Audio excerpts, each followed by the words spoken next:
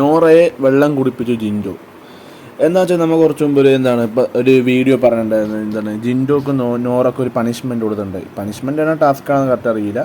അവർക്ക് നോറേൻ്റെയും ജിൻഡോനെ കൈ കെട്ടി വെക്കാൻ പറഞ്ഞു. ആ ഒരു ചെയിൻ പോലത്തെ ഐറ്റത്തിൽ കെട്ടി വെക്കണം. അപ്പോൾ എന്ന് വെച്ചാൽ വ്യത്യാസം പ്രശ്നം എന്ന് വെച്ചാൽ ജിൻഡോ ഇവിടെ പോയാലും നോറ പുറകെ പോകേണ്ടി വരും.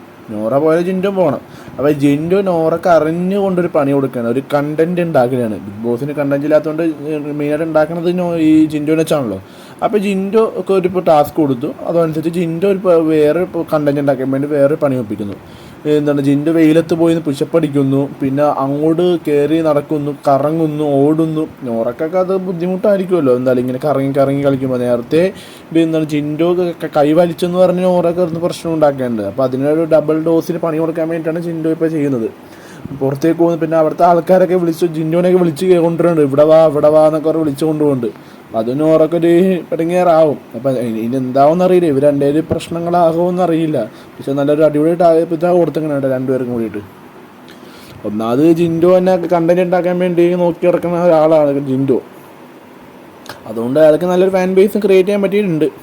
നോറ ആണെങ്കിൽ എന്തെങ്കിലും ചെറിയ പ്രശ്നം ഉണ്ടെങ്കിൽ തന്നെ കരച്ചിലും ഒച്ചെടുക്കുന്ന ഒരാൾ തന്നെയാണ്. അപ്പോൾ ഇതുകൊണ്ട് രണ്ടും സ്നേഹത്തിലായതുകൊണ്ട് കുഴപ്പമൊന്നുമില്ല.